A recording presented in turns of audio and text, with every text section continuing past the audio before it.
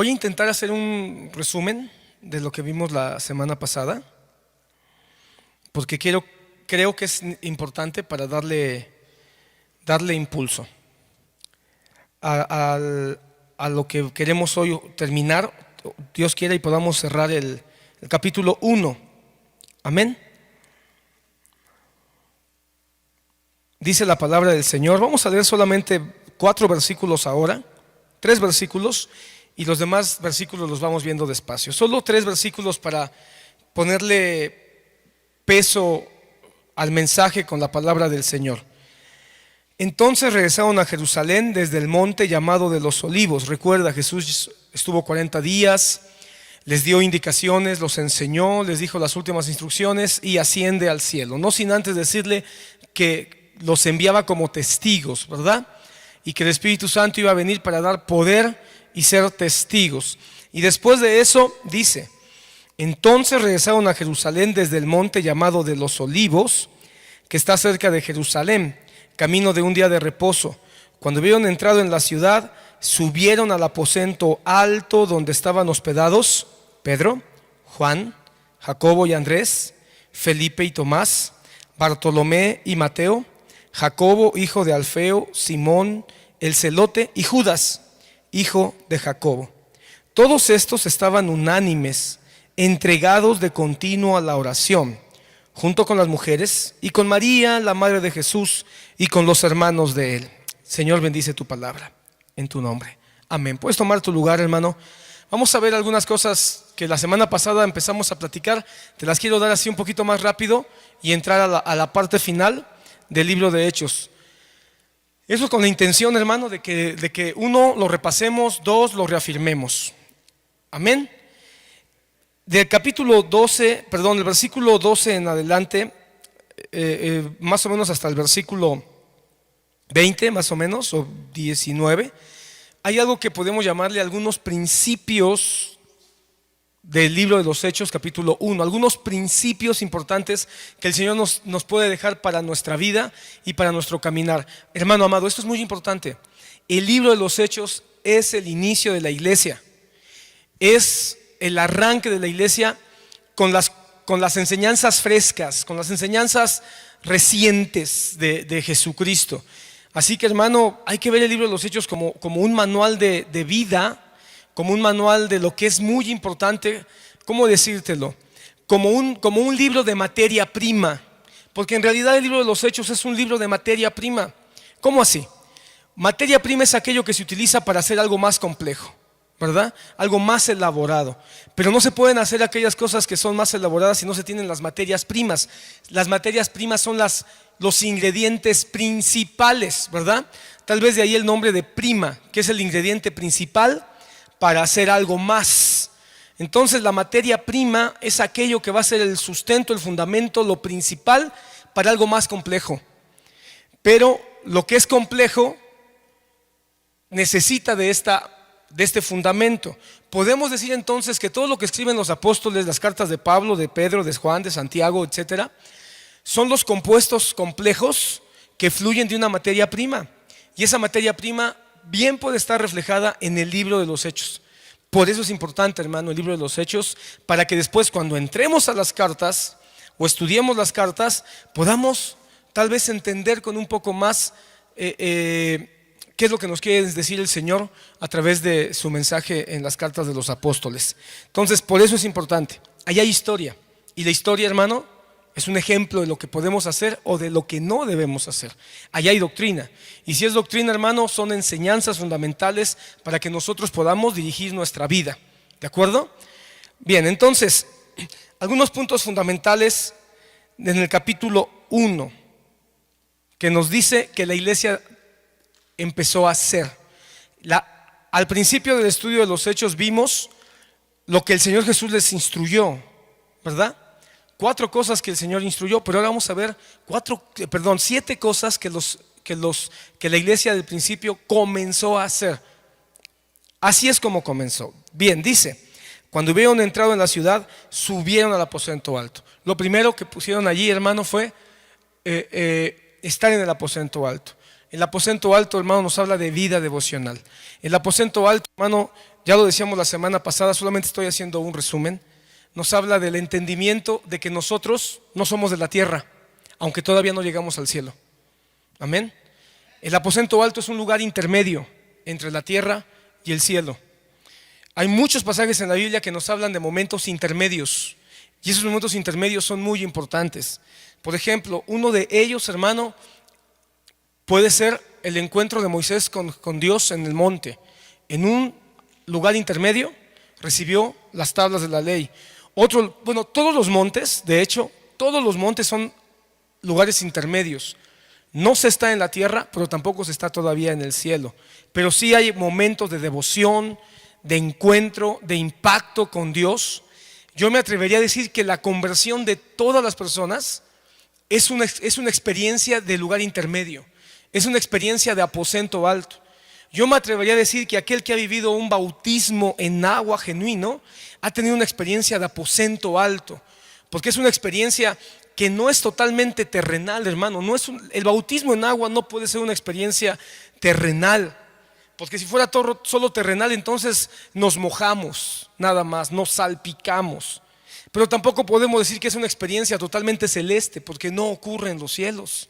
Sin embargo, hay un encuentro entre la tierra, el agua, y hay un encuentro entre el reino de los cielos, la visitación del Señor ministrando nuestra alma. Entonces, por eso yo hablo, el aposento alto es la vida devocional. ¿Por qué? Porque todos los cristianos necesitamos momentos de vida devocional, momentos donde haya experiencias profundas, experiencias, si tú quieres llamarle experiencias espirituales, que nos tocan, que nos impactan, que nos impulsan. Si no fuera por esas experiencias espirituales, hermano, de aposento alto, el cristianismo, hermano, sería muy filosófico. El cristianismo sería muy ideológico. Pero el cristianismo no es ideología. El cristianismo es una forma de vida. Y esa forma de vida es una vida espiritual. Entonces el cristianismo, hermano, tenemos momentos de aposento alto. Pero no todo el tiempo es aposento alto. Ojalá todo el tiempo fueran momentos de aposento alto, donde todo el tiempo estemos sintiendo el fuego del Señor, sintiendo el consuelo, ese impulso de llorar, ese impulso de sentirse reavivado de una manera sobrenatural en medio de una situación. No siempre ocurre, pero hay que buscarla.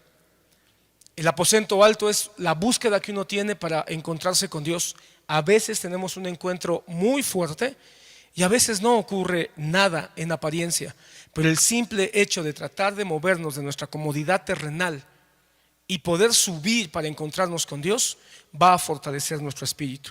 El canto que entonamos el domingo, hermano, que se adelantaron un poquito los músicos porque en teoría lo íbamos a estrenar en el evento del aniversario de la iglesia, pero está bien, los muchachos se sintieron impulsados, motivados, contentos, pero mira qué frase tan tremenda: no hay lugar más alto que estar a tus pies. Eso es un aposento alto. No hay lugar más alto, no hay lugar más grande que estar a tus pies. Eso es un aposento alto, eso es una vida devocional. Pídele al Señor, hermano, la próxima semana, no sé si la próxima semana o la siguiente, vamos a entrar al capítulo 2. Y el capítulo 2, hermano, es un capítulo muy interesante, porque es cuando el Espíritu Santo se manifiesta de una manera gloriosísima. Mira qué interesante, los apóstoles estuvieron 10 días en el aposento alto y no pasó nada. Primer carta a los Corintios nos da testimonio que los que estuvieron cuando Jesús ascendió a los cielos fueron 500 personas, pero el libro de los Hechos dice que solamente había 120. ¿Qué significa?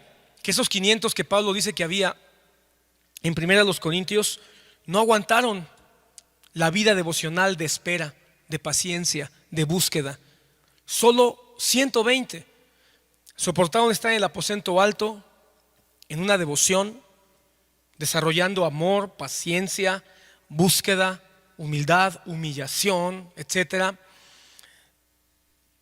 hasta el día en que el Espíritu Santo se manifestó. Entonces, el aposento alto es la búsqueda de Dios y a veces no pasa nada. Pero al estar constantes en esa vida devocional, en el momento menos pensado, vamos a tener una visitación gloriosa llenando nuestro ser. Una visitación del Espíritu Santo llenando nuestro ser.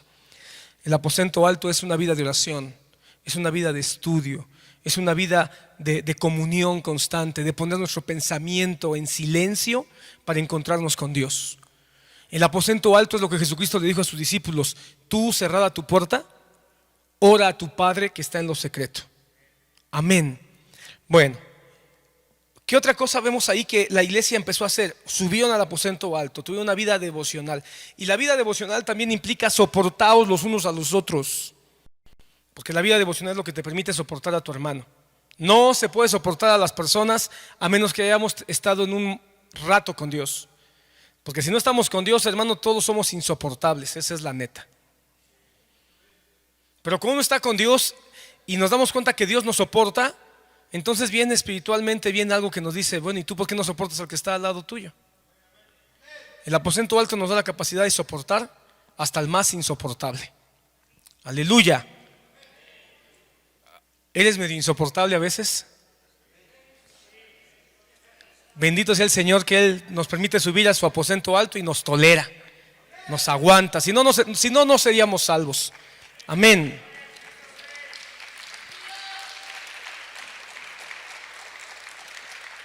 Pero vemos otra cosa ahí. Voy rápido porque si no voy a terminar predicando casi lo mismo de la semana pasada, y esto es un resumen. Donde estaban hospedados Pedro, Juan, Jacobo y Andrés. Yo quiero que notes que aquí hay un grupo de 4 grupos. Grupo de 4 grupos. Primer grupo: Pedro, Juan, Jacobo y Andrés. Hermano, estos 4 constituían el discipulado más cercano de Jesús. ¿Te recuerdas? Jesucristo llamó a una multitud, de la multitud llamó a 70, de los 70 escogió a 12, y de entre los 12 había 3 o 4 que siempre andaban con Él o subían con Él a los momentos de mayor, ¿cómo se puede decir? Experiencia. El primer grupo: Pedro, Juan, Jacobo y Andrés. Luego dice Felipe y Tomás, ese es el segundo grupo. Felipe y Tomás, ya no son 4, es una pareja. Luego dice Bartolomé y Mateo, otra pareja. Y después dice Jacobo, hijo de Alfeo, Simón el celote y Judas, hijo de Jacobo. ¿Te diste cuenta que hay 4 grupos ahí en un gran grupo? Pero a ninguno de ellos lo menciona solo.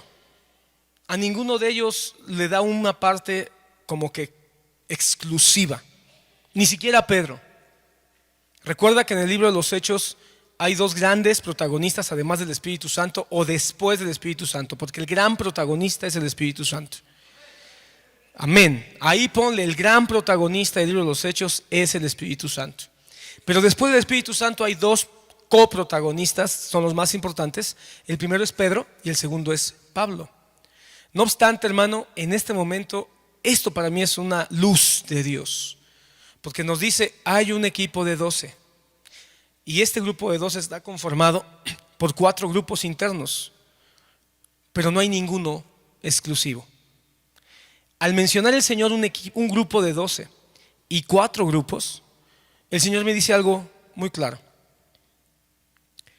El Señor ha establecido, tiene como idea para establecer su gobierno y la dirección de su iglesia, un concepto de equipo. Dios no tiene en su mente un concepto de señorío, porque el único Señor es Él. No tiene un concepto de cabeza, porque la única cabeza es Él. No tiene un concepto de poner un principal, porque el único principal es el Rey. Perdón, es el Rey, es Jesús. Es que estaba pensando en este momento, hermano, que no hay profeta más grande que Jesús. No hay sumo sacerdote más grande que Jesús. Y no hay rey más grande que Jesús. Hermano, cuando nosotros vemos a David y vemos que David recibió 3 unciones: la unción de profeta, la unción de sacerdote y la unción de rey, me queda claro que se refiere a Jesús. Me queda claro que se refiere a Jesucristo, hermano, porque David, hermano, de alguna manera es un símil de Jesús. Jesús es el hijo de David. Jesús es la raíz de David. Mira qué cosa tan contradictoria, pero aunque parezca contradictoria, solo Dios puede hacer esas dos cosas. Solo Dios puede ser el hijo de David, es decir, el descendiente de la línea de David. Pero solo Dios puede ser la raíz, es decir, el origen de David. Porque Jesucristo es la raíz de David, pero Jesucristo también es el hijo de David. Solo Dios puede ser esas dos cosas. Pero si Él es la raíz de David, si Él es el hijo de David, entonces David, cuando recibe unción de profeta, unción de rey y unción de sacerdote, se está refiriendo a Jesús. ¿Por qué digo esto? Porque me parece que es un error asignarle a un pastor o a un apóstol o a un ministro esta triple unción que le pertenece solo a Jesús. Porque nos han enseñado, o en alguna vez se nos dijo que los pastores somos profetas, sacerdotes y reyes. Pero hermano, yo creo que eso es un abuso. Ahora creo con todo mi corazón que eso es un abuso. Porque es asignarle lo que le pertenece a Jesucristo a un hombre. Jesucristo es profeta porque Él tiene la voz completa y entera de Dios. Jesucristo es el sumo sacerdote porque Él y solo Él puede entrar detrás del velo a presentar los pecados de todos los hombres.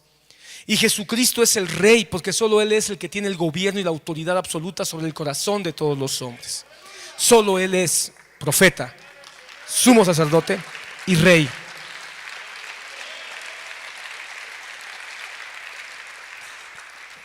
Y como Él es esto, Él establece un gobierno bajo delegación, pero un gobierno de delegación donde Él mismo, en la forma en que permite o inspira su palabra, nos dice: caminen en equipo.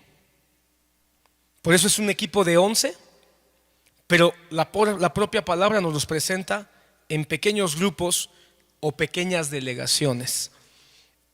Entonces hay un gobierno apóstol. Ahorita voy a abundar un poquito más en eso. Luego dice: todos estos estaban unánimes. Tercer cosa, unánimes. Hermano, literalmente la palabra unánime significa una sola alma. Hermano, después de haber pasado 40 días con Jesús, después de haber pasado 10 días en el aposento alto, orando, buscando al Señor, llegó un momento, hermano, en que las diferencias, las opiniones se fueron filtrando con el Espíritu del Señor y fueron de una sola visión.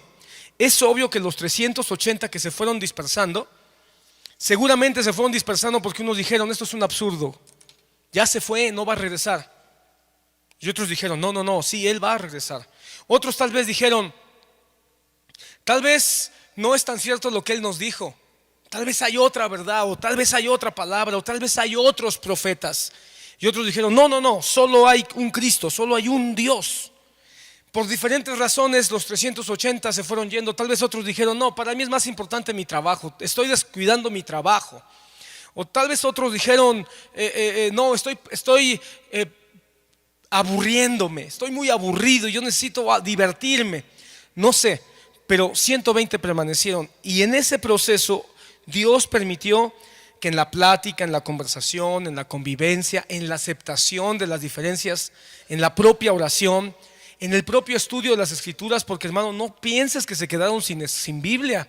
Ellos tenían las Escrituras y leían las Escrituras. ¿De dónde crees que Pedro menciona las Escrituras si no las conocía?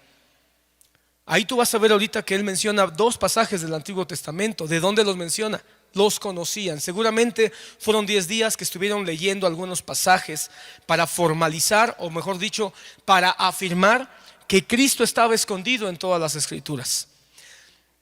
Unánimes, una sola visión, un solo sentir, una sola fe, un solo bautismo, un solo Señor y Dios. Se hicieron de una sola visión, pero esa sola visión apuntaba a Jesús. El domingo estuvimos en la iglesia del hermano, del pastor Ricardo Hernández, que nos hace el honor de acompañarnos hoy, no solo hoy, varios sábados. Para mí es un privilegio que él se tome la molestia de venir desde la Jusco. Varios miércoles ha estado con nosotros. Ya dentro de poco no tiene que venir de visita, tendrá que venir a compartir, ¿verdad?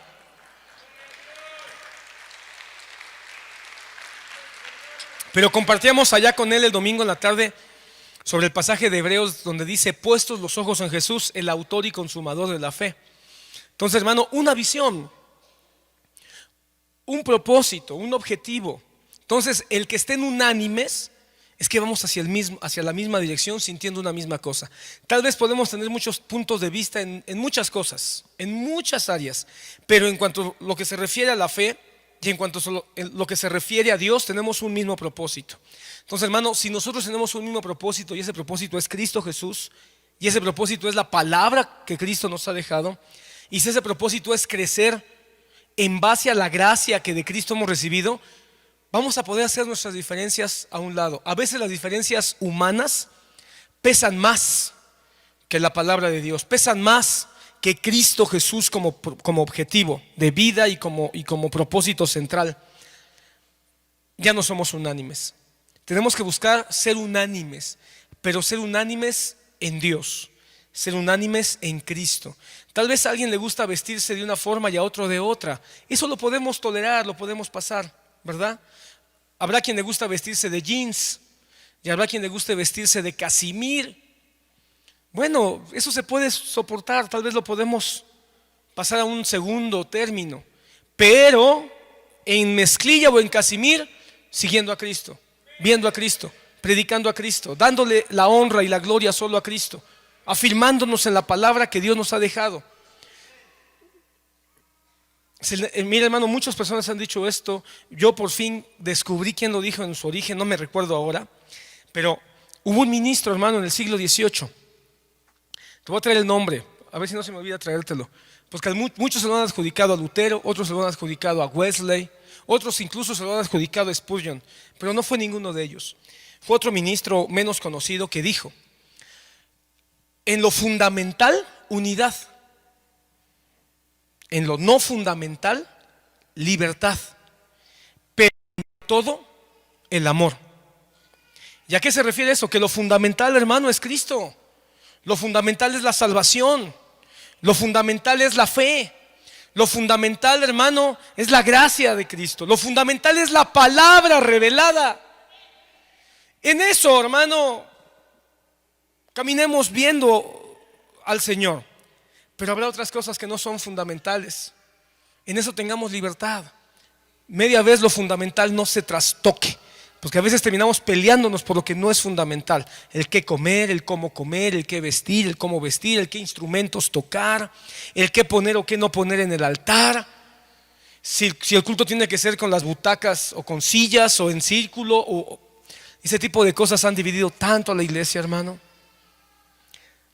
Y a veces, hermano, nos peleamos más por lo que es general, y lo que es fundamental lo dejamos pasar. Lo dejamos pasar. ¿Qué importa, hombre, si alguien dice que Cristo es Dios y alguien más dice que también la Virgen María es corredentora?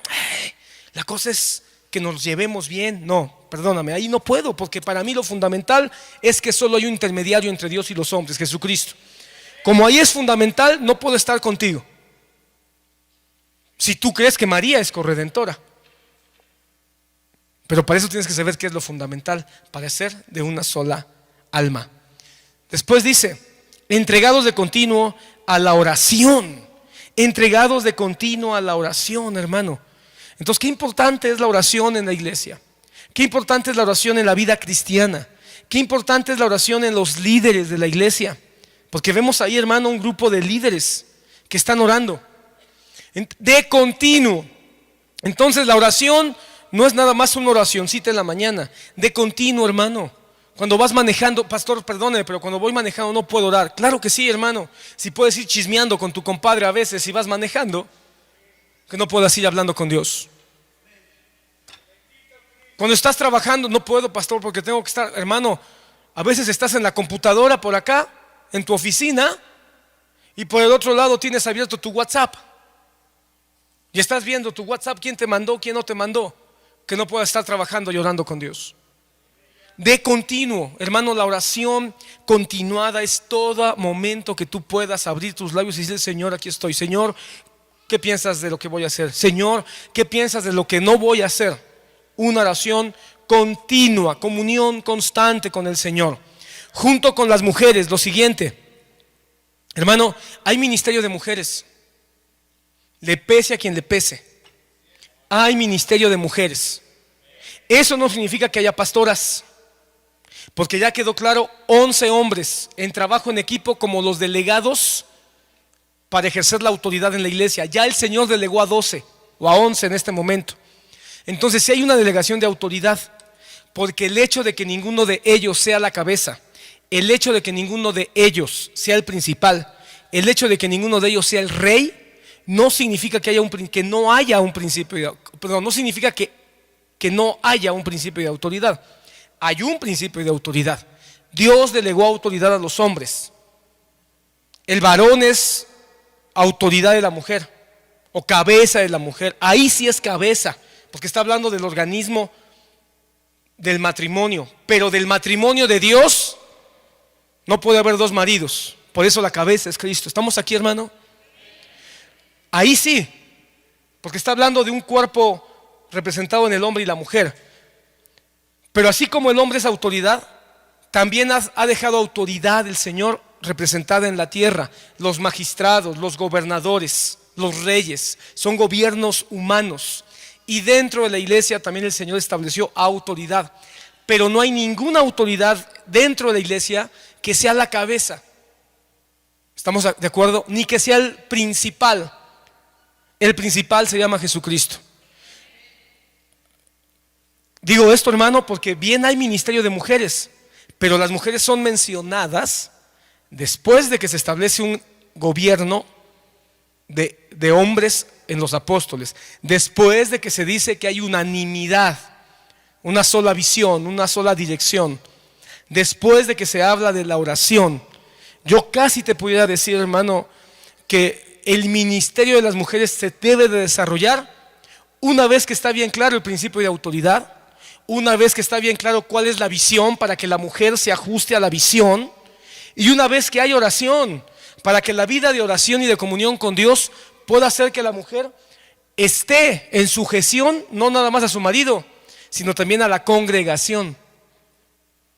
Porque una mujer, hermano, llevada a un esquema de autoridad, eso no es bíblico. Pues ¿qué creen, hermano? Que tampoco fue Agustín quien lo dijo. Se le adjudica a Agustín esta frase, pero no fue Agustín quien lo dijo. Se le adjudica también a él, pero no fue Agustín. Ahí te voy a pasar el nombre de quien la... Pero en lo fundamental, unidad. En lo secundario, libertad. Pero sobre todo, el amor. Así es la frase completa. Pero sobre todo, o en todo, el amor. La próxima semana, me acuerdan, se los voy a pasar el nombre del ministro que lo dijo por primera vez. Pero guardemos la idea, más allá de pelearnos por quién lo dijo, más allá de quién lo dijo, es un concepto, no es la Biblia, y porque no es la Biblia tampoco es la máxima autoridad, pero es una frase interesante, que nos ayuda bastante. Amén.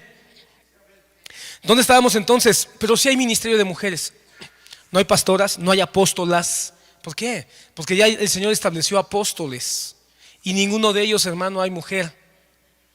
La palabra nos empieza a hablar después de que se establecieron ancianos. Ahorita voy a hablar de eso, pero tampoco hay mujeres ahí. En la palabra, hermano, vemos que la perfecta unidad fue corrompida y Dios estableció al varón Adán sobre la mujer como autoridad. Y de ahí, hermano, todo el tiempo vemos varones estableciendo autoridad. Amén. Aún Débora, que es la bandera de las feministas cristianas. Aún Débora, hay que hablar un día de Débora. Pero Débora, hermano, es una perla. Débora es ¿cómo se le puede decir? Un diamante que la Biblia nos deja mirar para enseñarnos que Dios avergüenza al hombre cuando el hombre no toma su autoridad o no toma la autoridad. Yo te pudiera decir hoy, hermano, que hay muchas Déboras que están avergonzando a los hombres hoy en sus casas porque espiritualmente están tomando la autoridad, porque los hombres no están tomando la autoridad en sus casas. Pero tristemente también hay muchas Jezabeles que se están aprovechando de esa debilidad de autoridad en los hogares, porque las Déboras oran, interceden por sus maridos, instruyen a sus maridos, glorifican a Cristo, pero las Jezabeles dominan, coartan, coaccionan, presionan.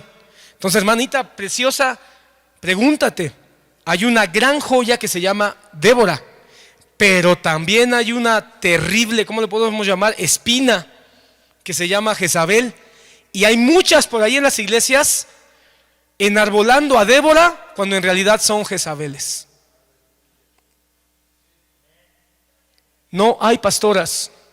En el Nuevo Testamento no hay ni un solo versículo. Ahora, de eso a que no haya mujeres que puedan enseñar, perdóname, la Biblia nos enseña mujeres enseñando.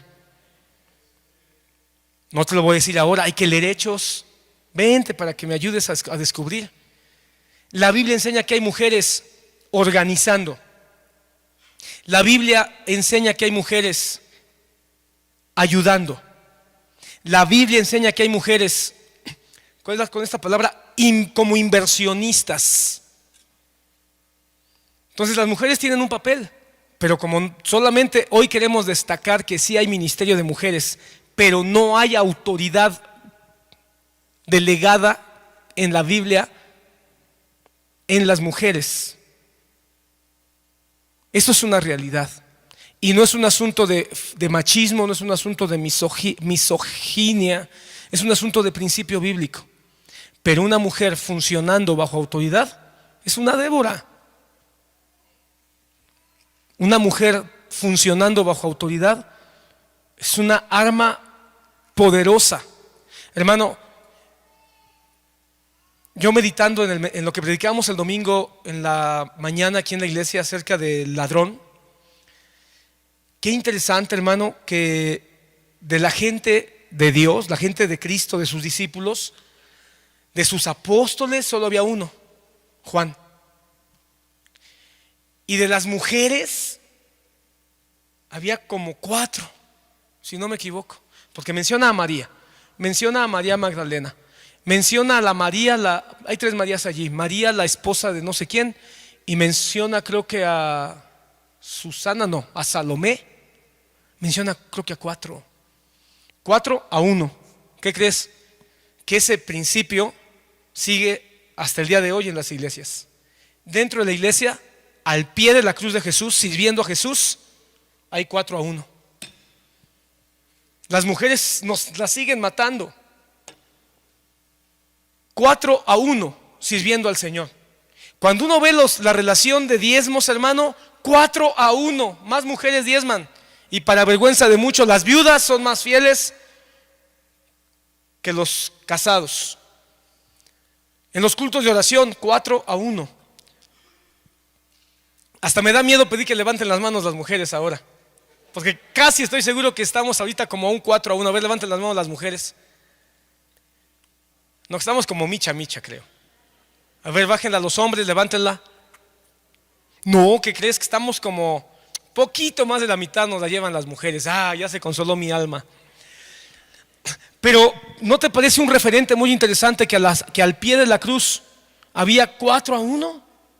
Como que ya Dios nos dice algo. La mujer tiene fuerza, la mujer tiene compromiso, la mujer está dispuesta a morir más que el hombre, la mujer tiene garra, la mujer es más capaz de defender sus convicciones. ¿Por qué será, hermano, que cuando la mujer enviuda es más probable, también depende de muchos factores, pero es más probable que la mujer esté dispuesta a no volverse a casar que el hombre? Hay más posibilidades que la mujer diga, no, yo no me vuelvo a casar. ¿Para qué? Ya aprendí la lección. Pero el hombre no. El hombre, cuando enviuda el varón, es más probable que el varón se vuelva a casar. Como que ahí ya nos dice muchas cosas, hermano. Entonces la mujer realmente tiene una fuerza. Pero aún en la cruz, ¿por qué crees que Jesucristo le dijo a Juan, he ahí tu madre, recíbela, protégela, ayúdala, guíala? Porque Jesucristo también nos dice, es necesario que la mujer esté bajo autoridad. Desde la cruz del Calvario ya nos lo decía. Y que aparezcan aquí mujeres, nos dice el Señor, pero a las mujeres no me las hagan de lado, por favor. A las mujeres no me las descarten, a las mujeres no me las releguen. No tienen que tener dominio, porque el propio apóstol Pablo después lo aclara. Yo no permito que la mujer domine al varón, porque no fue así en el principio. Pero no significa que no pueda hacer, no significa que no puede. Pastor, la Biblia dice que la mujer no hable en la congregación, pero en su casa dice, pero en casa pregúntele a su marido, como diciendo, en la congregación no hable para que no se esté interrumpiendo el culto, porque las mujeres son tan inquietas que preguntan y cuestionan, investigan, pero después dice, pero tampoco significa que hay ley mordaza. Vaya a su casa y como su marido es una buena autoridad, como su marido es un buen siervo, como su marido es un hombre que ama a Dios y ama su palabra, unánime viendo a Cristo, él le va a resolver todas sus preguntas. Así que llega a su casa y ¡pum! Pregúntele. Y cuando su marido diga, ay, no sé, pregúntale al pastor, usted dígale, no. La Biblia dice que te pregunte a ti, muchachito. Así que si alguien tiene que ir a preguntarle al pastor, eres tú. Ve, pregúntale al pastor o al anciano o al hermano y después vienes y me dices cuál es la respuesta a mi duda. Son guerreras. Así que, hermano precioso, dejemos de mangunear a la mujer, dejemos de ponerla a un lado. Eso no es lo que el Señor vino a hacer. Jesucristo vino a dignificar a la mujer. El primero que vino a dignificar a la mujer en la historia se llama Jesucristo. Y no era feminista, era hombre. Porque no lo vino a dignificar como maricón, lo vino a dignificar como hombre. Porque el feminismo y el homosexualismo están de la mano, hermanos preciosos. Hoy en la sociedad, feminismo y homosexualismo van de la mano. Vino a dignificarlo como caballero, a darle su lugar, su papel, pero no la vino a poner como autoridad. ¿Estamos claros de eso? Y en eso ya lo hemos explicado. La mujer es frágil, dice Pedro, y por eso tiene que ser protegida. Pero no significa que no tenga de Dios. A veces hasta tienen más. Pero el hecho de que aparezcan aquí ya es un principio. Las mujeres tienen su lugar en la iglesia. Y esperen, hermanas preciosas, porque el libro de los Hechos nos va a mostrar cuál es tu lugar. Y yo espero que te emociones, que te ilusiones, que te entusiasme, y que no nada más quedes en eso, sino que te atrevas a actuar conforme el Señor nos dice que la iglesia empezó a funcionar con ministros, con varones y con mujeres. Después dice, ahí estaba María, y con María, la madre de Jesús. Hermano, esta es la última vez que aparece María en la Biblia. No vuelve a aparecer en el resto de los hechos ni en el resto de los libros de la Biblia. Esta es la última vez. Pero el hecho de que aparezca por último ahí nos dice muchas cosas. No quiero hablar de María, que sería interesante, pero nada más quiero enfatizar esto. El hecho de que aparezca ahí nos hace mirar como que hubo una recomendación especial del Señor en cuanto a su familia.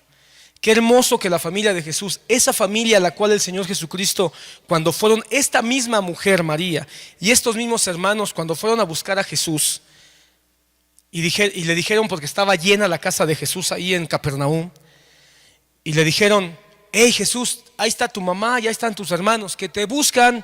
Y Jesucristo dijo, ¿quién es mi madre? ¿Quiénes son mis hermanos? Sino los que hacen la voluntad de mi Padre, ¿verdad? Y muchos han usado ese versículo como para decir, ya ves, si hasta Jesucristo despreció a su mamá, si hasta Jesucristo despreció a sus hermanos, que no despreciemos nosotros a la familia. Ya ves, la familia es lo último, porque Jesús no tomó en cuenta a su familia. ¿Sabes por qué? Porque en ese momento la familia de Jesús dudó de él. Pero en ningún momento dice que Jesús no amara a su mamá, ni Jesús no amara a sus hermanos.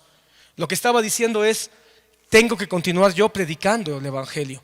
No me puedo detener porque mis hermanos dudan de mí.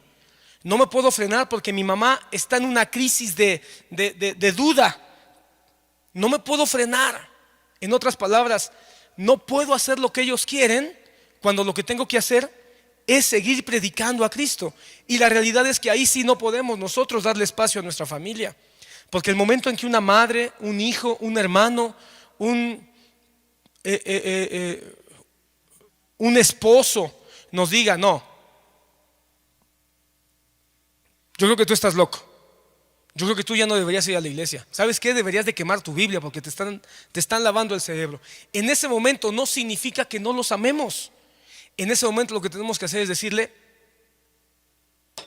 perdón, te quiero mucho, te amo, pero yo no puedo frenar mi caminar porque hay alguien más grande que tú.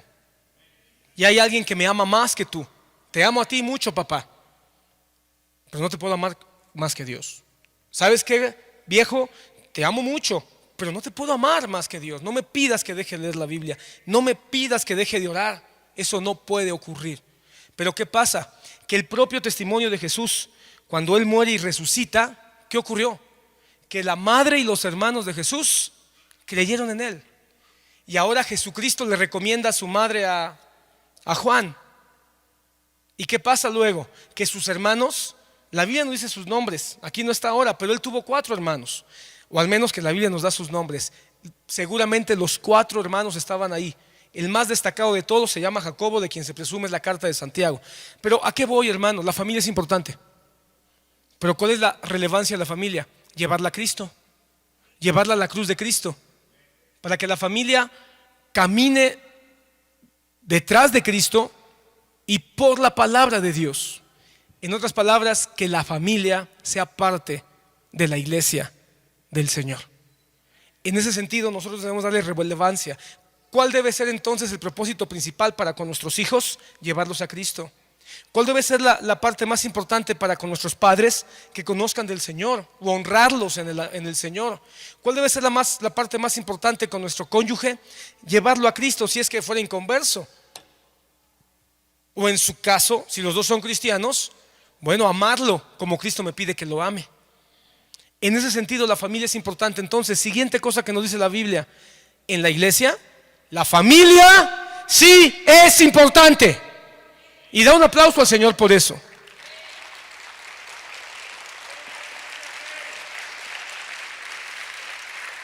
Siguiente cosa.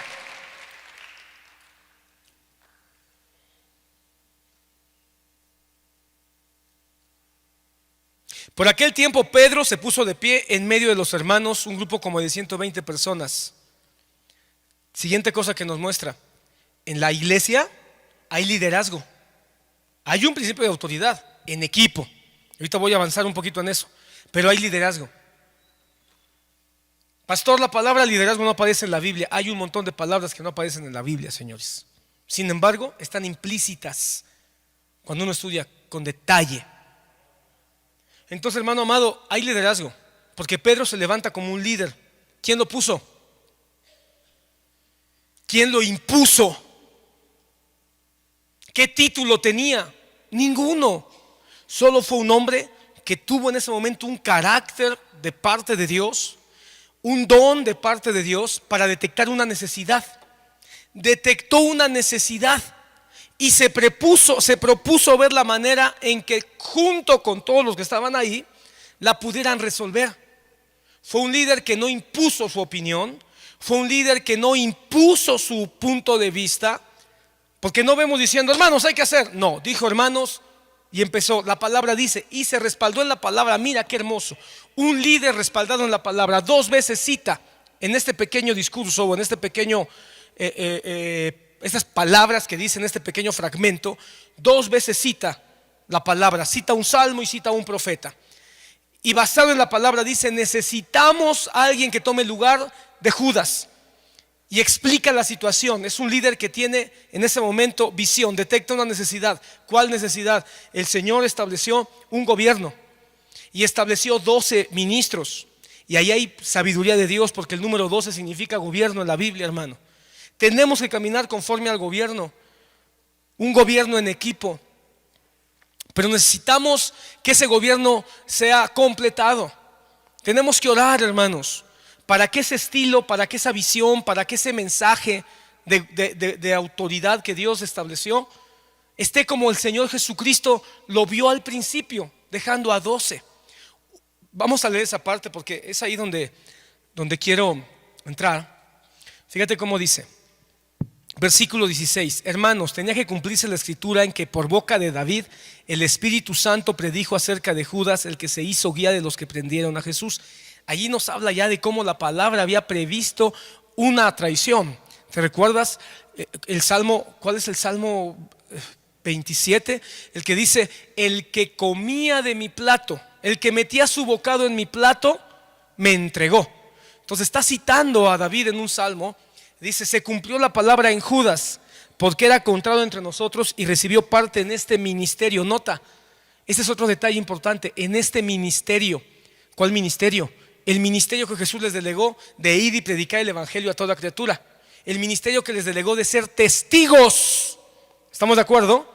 El ministerio es de Cristo. ¿Cuántas cosas se han hecho abusando hoy?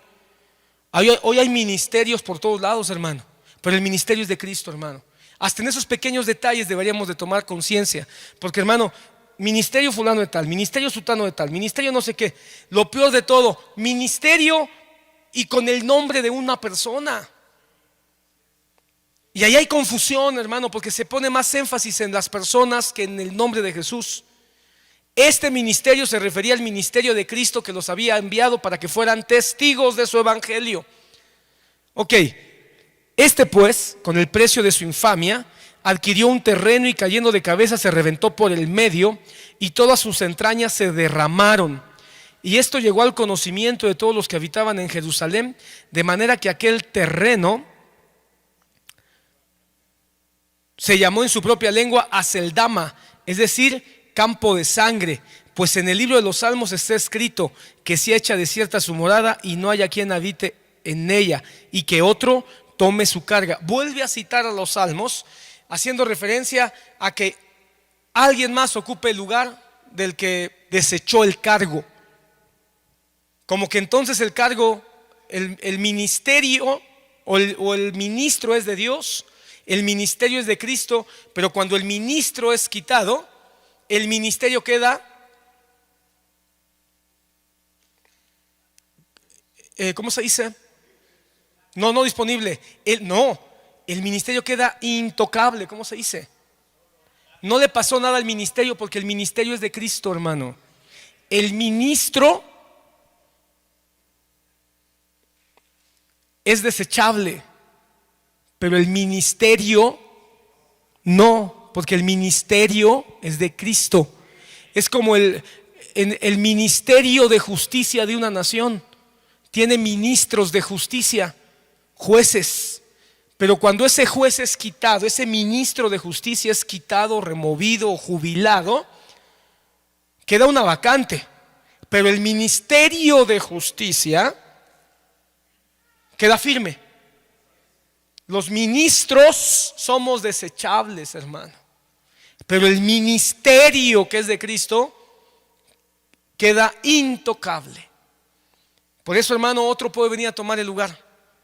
Por eso Pedro sabía eso y dice: que otro venga a tomar su lugar en este ministerio, porque el ministerio no es de uno, es de Cristo. Pero como ministro, alguien puede ejercer la función. Y entonces dice: hagamos esto. Por tanto, es necesario que entre los hombres que nos han acompañado todo el tiempo que el Señor Jesús vivió entre nosotros, comenzando del bautismo de Juan hasta el día en que entre nosotros fue recibido arriba, uno se ha constituido testigo con nosotros de su resurrección. Ok, hasta ahí. Pausa. Aquí entremos a otro puntito.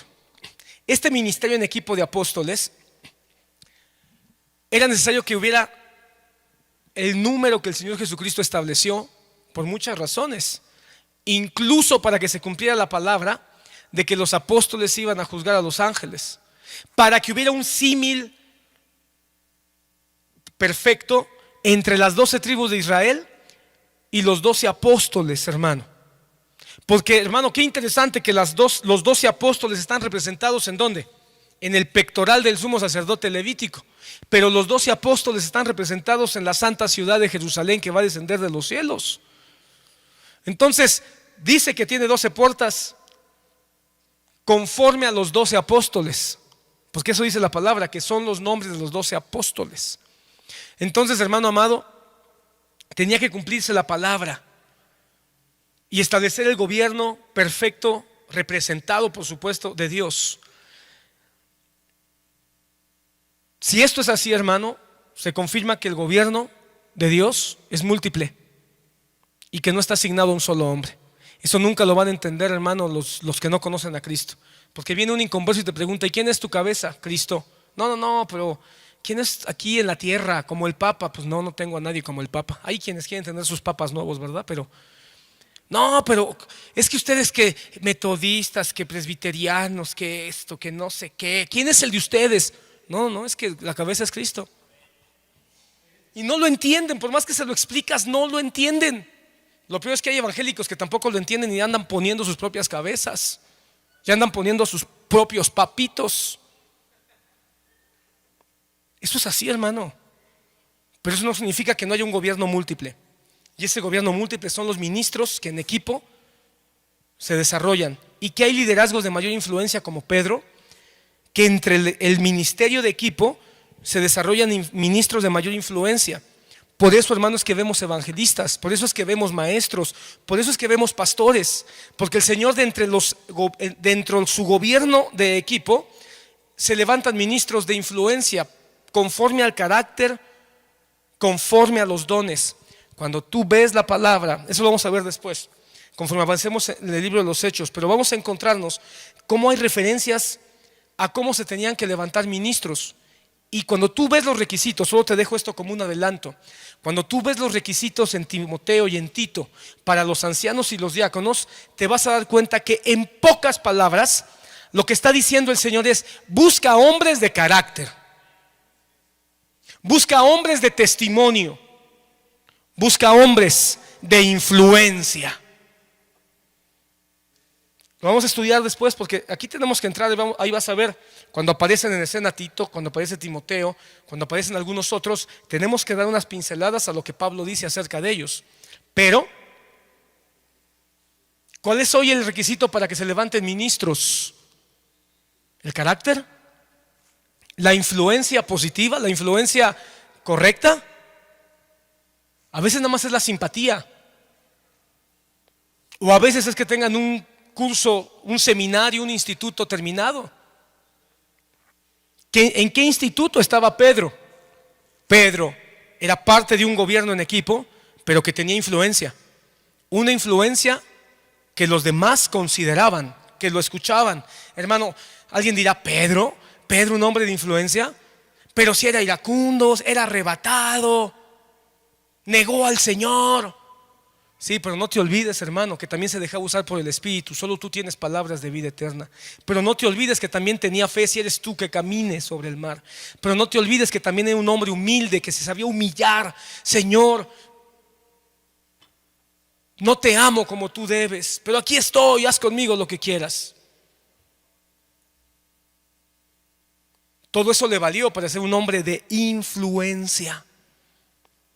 Y en esa influencia, hermano, él propuso, y todos dijeron amén. ¿Cuáles son las características de los apóstoles? Tengo que ir cerrando con esto. En la Biblia nos vamos a encontrar con dos clases de apóstoles. Los primeros son los apóstoles del Cordero. Esto es importante. ¿Por qué? Porque es el gran dilema. ¿Hay o no apóstoles hoy en día? Yo creo que sí, pero no son los que tú conoces en la televisión, ni en internet, ni los que tú conociste en el pasado. Lo dice por despecho, no, hermano, lo digo por convicción. Lo digo porque mi corazón ha estado ardiendo con preguntas, y en el ardor de mi corazón he estado buscando respuesta, en la Biblia principalmente, y después escuchando a hombres de Dios, y no en enlace, en la historia. Por eso, hermano, cada vez me convenzo más que el 99.9 de los apóstoles que nos están presentando en pleno siglo XXI poco o nada tienen que ver con los apóstoles que genuinamente la Biblia nos enseña.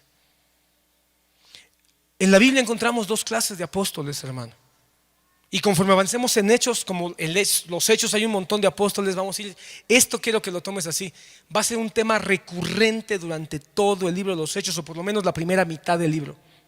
Vamos a estar hablando de los apóstoles. De entrada, solo de entradita, el hecho de que diga apóstoles, así, con ese, ya nos dice algo.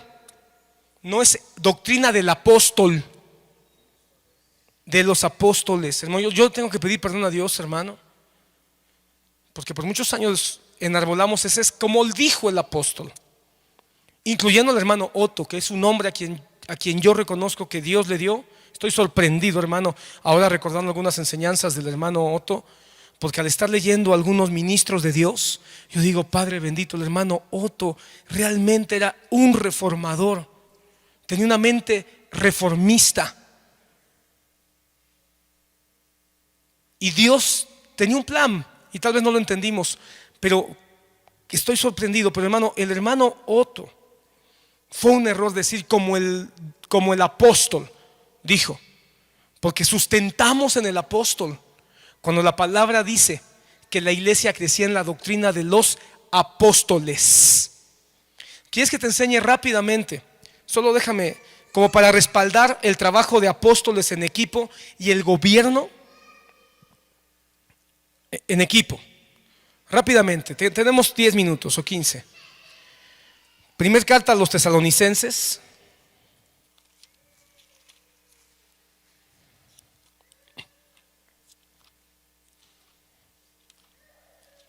Primer carta a los tesalonicenses.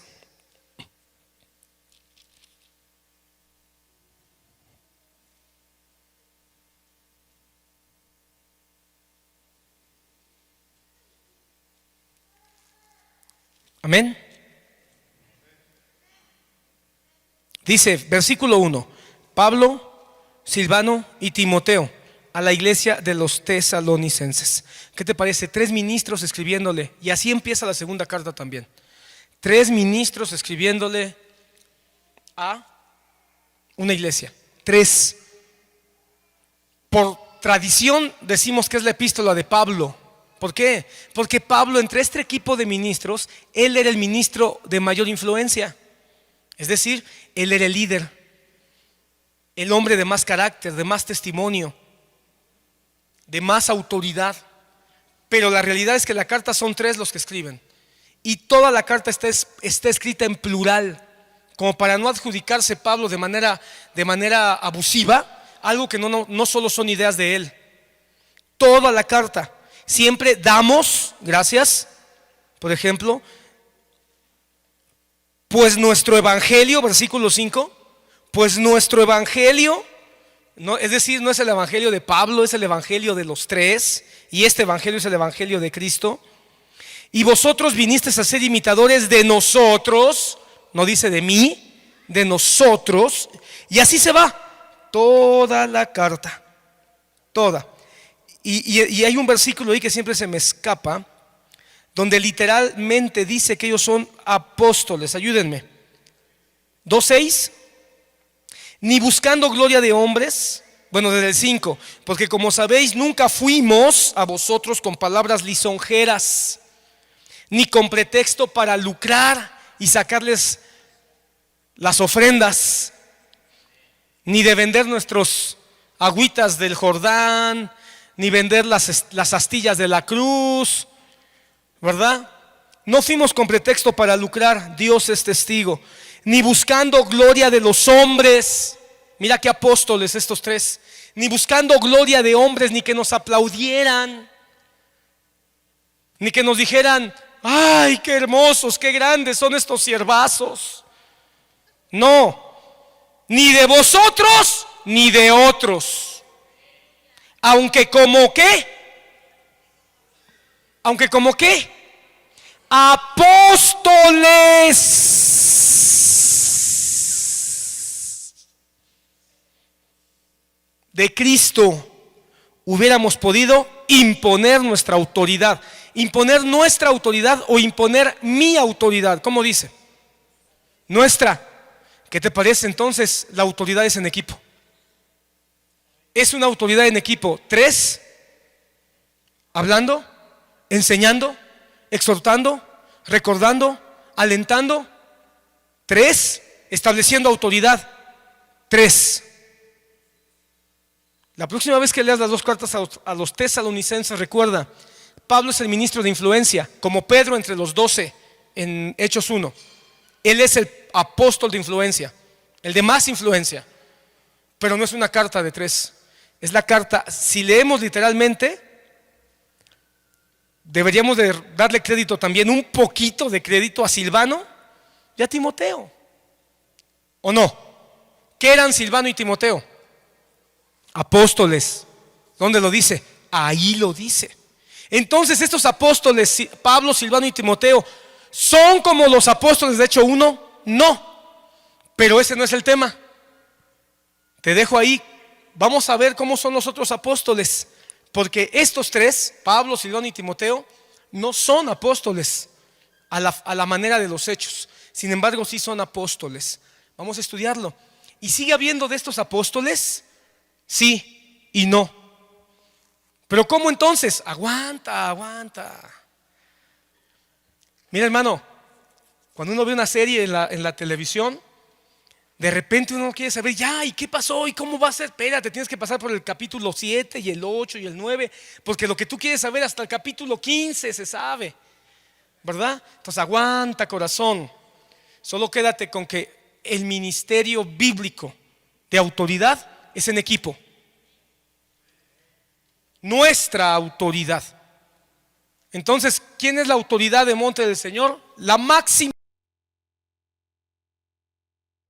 Pero el pastor y los ancianos son la autoridad delegada. Y si tú quieres, a riesgo de sonar petulante, tal vez el que está ejerciendo más influencia sea el pastor. Pero eso no significa que los demás no tengan autoridad delegada. Bueno, volvamos a Hechos 1. Y habiendo orado, dijeron: Señor, que conoces el corazón de todos, muéstranos a cuál de estos dos has escogido. Me brinqué el 23, ¿verdad? Presentaron a José, llamado Barsabás, y también a Matías. Probablemente estos dos eran los únicos, hermanos, y de otra manera tal vez ahí lo diría, fueron los únicos que cumplieron con el requisito tremendo, porque fue un requisito, hermano, de veras. ¿Qué requisito puso, Que hayan estado desde el bautismo, desde que se escuchó la voz que dijo: este es mi hijo amado a quien yo escogí, hasta cuando Jesucristo dijo: y he aquí yo estoy con vosotros hasta el fin de los siglos, en su ascensión a los cielos. Y entre todos solo hubo 2. ¿Cuántos no siguieron a Jesús? Miles, hermano, y solo 2 estuvieron todo el tiempo. Dios bendice la fidelidad, hermano. ¿Sabes de qué nos habla José y Matías? Pero el que persevere hasta el fin, este será salvo. José y Matías perseveraron, aguantaron, ni se imaginaron. Ellos lo hacían para ser apóstoles, ni sabían, hermano, ni se imaginaron. Cuando se mató Judas, dijeron: ahí está, es el chance, ahí hay un hueso. No, hermano, seguro que ellos pensaron: se van a quedar 11. Pero cuando se levantó Pedro y dijo eso, y dijo cuál iba a ser la señal de los apóstoles del Cordero, ya no hay más apóstoles de este calibre. Nunca va a volver a haber apóstoles. ¿Por qué? Porque ya no hay ninguno que pueda ver a Jesús resucitado, hermano, o bueno, desde que se ha bautizado. ¿Sabes qué es lo que dicen hoy los promotores de los apóstoles? El que haya visto a Cristo vivo. Momento, Señor. Pero en su bautismo. ¿Y en su bautismo cómo? Ahora dice que resucitado, no en visión. Dice resucitado. Y resucitado es tocarlo, palparlo, como Tomás, poner su dedo en el costado. Y de este calibre, por eso, hermano, no se va a repetir un tiempo, ni se va a volver a repetir, hermano, un momento histórico como el de los apóstoles. Pastor, ¿qué está diciendo? Que ya no vamos a ver lo que hicieron ellos. No, momento, los que ya no están son los apóstoles. El Espíritu Santo está vivo porque Él es Dios. Amén. Entonces el mover del Espíritu Santo, hermano, en cada época y en cada etapa de la historia ha estado ahí. Pero, hermano amado, el privilegio de haber sido apóstol del Cordero y el privilegio de ser usado por el Espíritu Santo como fueron los apóstoles del Cordero, eso fue un privilegio para ellos. Tenemos que buscar al Espíritu Santo ahora. Tenemos que pedir al Espíritu Santo que nos ayude, que nos envuelva, que nos sature, para que vivamos la experiencia de la época que nos ha tocado vivir a nosotros como iglesia de Cristo. Termino diciendo: para ocupar este ministerio, una vez más, el ministerio es de Cristo. Y apostolado, ese apostolado que Dios le dio solamente a esos 12, del cual Judas se desvió, Solo digo esto, hermano. Si Judas era apóstol y se desvió, ¿qué nos espera a nosotros, hermano? Por eso, hermano, hoy sí, hermano, podemos hacer eco de lo que dijo el hermano Otto. Prefiero ser diácono a la manera de Esteban que apóstol a la manera de Judas. Mejor ser un Esteban, hermano, dándole de comer a las mujeres viudas, pero teniendo un celo y una pasión por la palabra de Dios. Ahí vamos a ver a Esteban, hermano, y nos vamos a emocionar con este muchacho. Que Dios nos dé muchachos como Esteban, hermano. Hermano, yo cada vez que pienso en Esteban, no sé por qué, hermano, pero me imagino un muchacho joven, atlético, y no sé por qué razón, hermano, me lo imagino hermoso y con el pelo chino. ¿Quién sabe cómo era, hermano? Por alguna razón, así. Perdona, esa es mi imagen que yo tengo. Que Dios nos dé Esteban, hermano, que estaban dispuestos a morir con tal de defender la verdad, y no Judas, llenos de vanidad solo porque les dieron un título, olvidando las palabras que el Señor enseñó. Hermano, si Judas siendo apóstol se desvió, no pienses, hermano, que porque tienes muchos años en el Señor tú no puedes hacerlo. Temblemos. Cuando vemos a Judas hay que temblar, porque Judas conoció la más grande gloria que cualquier ser humano haya conocido, ver a Dios encarnado, y se desvió. Y dice que se cayó, hermano, se colgó después de su remordimiento. A diferencia de Pedro, que Pedro tuvo arrepentimiento, Judas tuvo remordimiento, y en su remordimiento se colgó, cayó y fue partido en dos, hermano. Así como calabaza, hermano, se le partió la cabeza en dos, ¡pa! Como dando a conocer todas sus entrañas, hermano. Como dando a conocer, hermano, que cuando uno se desvía del Señor, todo lo que esté escondido, tarde o temprano, va a salir a la luz. Que Dios nos ayude, hermano. Y mejor como Matías. Y cuando Dios confirmó que era Matías, José se enojó, se puso bravo y dijo: ay, de haber sabido, y se fue de la iglesia. No, porque José estaba unánime en una misma visión.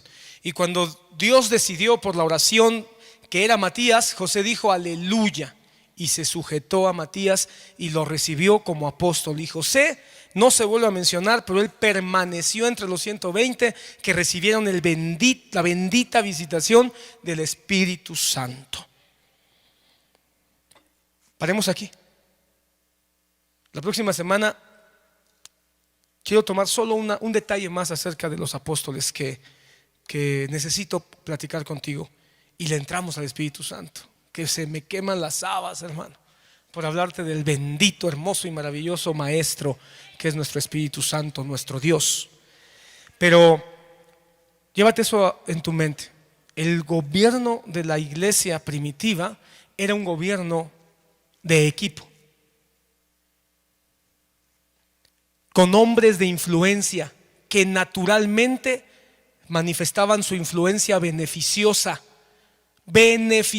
para conducirlos a lo bueno, usando y citando la palabra de Dios. Hermano, que Dios levante líderes de influencia en nuestra generación, que tengan dos características: una vida que ame a Dios y un testimonio de que aman la palabra y que usan la palabra. Como Pedro, todos sabían su vida y miraban que era un hombre que realmente amaba a Jesús, a pesar de sus errores, pero amaba a Dios. Y dos, tomaba la palabra para fundamentar toda decisión que había que tomar en medio de la congregación. Y tercero, y de esto quiero hablar la próxima semana con más detalle, respetaba, aunque él era el hombre de influencia, respetaba la autoridad que los demás habían recibido.